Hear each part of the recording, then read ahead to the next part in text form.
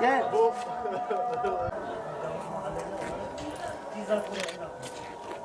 Yönlendirmesi yap. Tam yerine geldi. Tam üstüne geldi. Geçsin geçsin. Çocuk. Gel.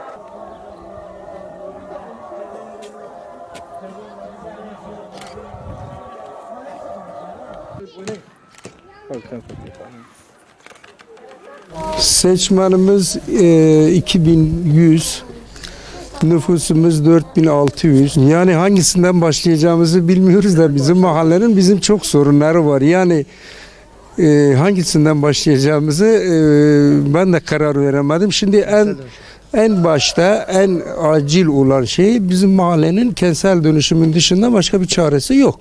Yani sokaklarımızı görüyorsunuz. Bir tane değil ki diyelim açtıralım. Bugün 19 tane sokakımız var. 19'u da aynı. Yani açma şansımız mümkün değil.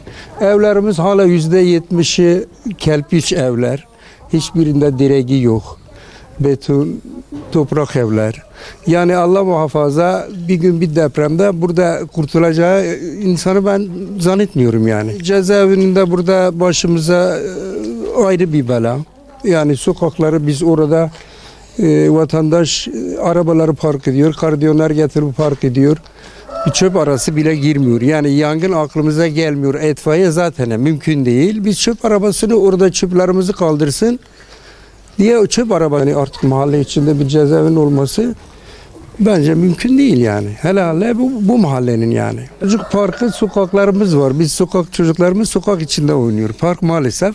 Bunu yıllardır ben 20 senedir bu mahallenin muhtarıyım. Biz bir şey yaptıramadık bu mahalleye. Yani her yerde de dile getiriyoruz, söylüyoruz. Güvenlik bakımında olsun, park bakımında olsun, yol bakımında olsun. Yani bir şey yaptıramadık bunu. O konuda şanslıyız çünkü meyilli olduğu için su zaten burada durmuyor. O konuda tek bir şansımız var, o da odur. Başka bir şey değil. Hiç öyle bir şeyimiz yok. Hiç bize tanışmadan zaten kim giriyor, kim geliyor, kim gidiyor. Bugün mesela yine geldiler.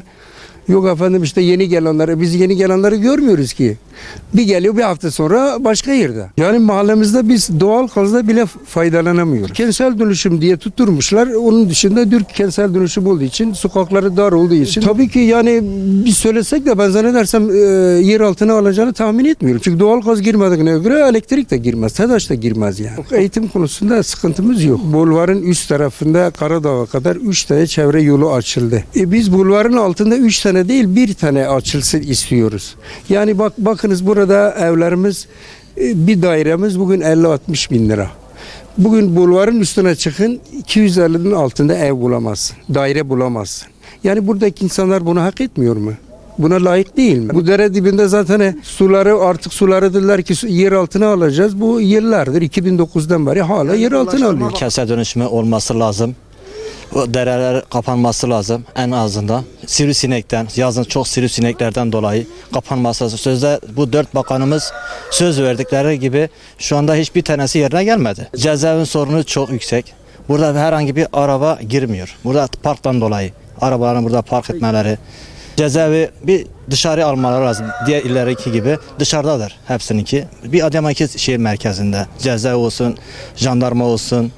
Bu türler hepsi dışarıda olması lazım. Yani Cumhurbaşkanımızdan kentsel dönüşümü için buraya en az el atmaları lazım Sayın Cumhurbaşkanımızdan ricamız. Tek ricamız budur.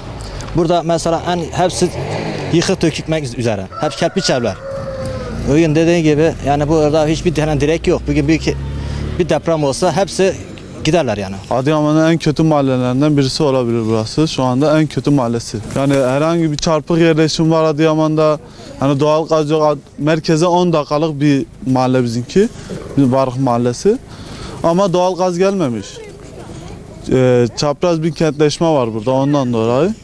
Doğal gaz depreme de dayanıklı değil.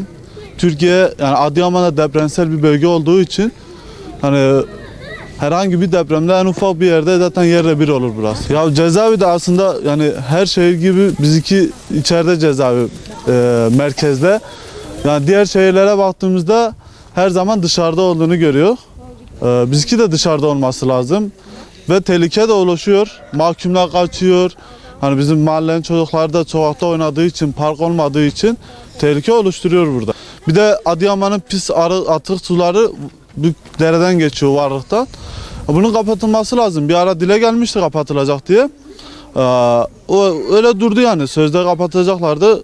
Koku geliyor. Rüzgar tersten teptiği zaman mahalle kokuyor. Kimse dayanamıyor.